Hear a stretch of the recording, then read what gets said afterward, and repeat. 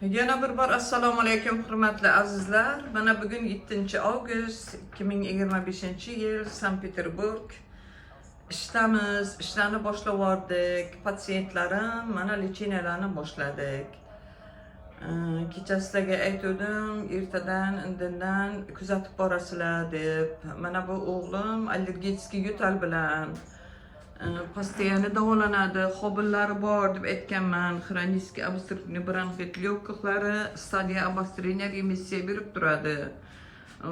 Power moli produktlarda ishlaydi. Bu o'g'lim kasbingni o'zgartir deyman. Qandaysan bugun o'g'lim? Yaxshi, xudoga shukr. Yaxshimisan? Yaxshi. Ha, foyda qilyapti. Bu qizim bugun nechinchisi? Uchinchisimi? Ikkinchisimi?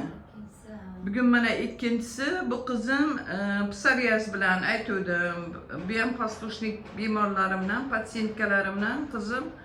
Bugün ikkinchi kapelnitsa. Qanday qichishlari nimalar bo'lmadimi kecha? Qanday bo'ldi? Yaxshi, xudoga shukr, Allohga shukr. Bittada bilindi. Eri aytaymish yuzlaring tiniqlashibdi deb aytdi xo'jayinim dedi. Endi kapelni toza qon oqqandan keyin organizmda очищение qilgani uchun ayollar yuzlarini tiniqlashtirish uchun ham kelib olib yurishadi-da. Ifloslangandan keyin siriy tsvet bo'lib, rang ko'zda nur yo'qolib, o'sha organizm limfa sistemasi ifloslangandan keyin o'zi qoramtir tusga kiradi. Очищение qilib kapelnitsa olgan sayin odamning yuzlari oqarib, chiroyli bo'lib, kayfiyatlari ko'tarila boshlaydi. Shunaqa gaplar. Я всех люблю. Sog' salomat bo'linglar azizlarim.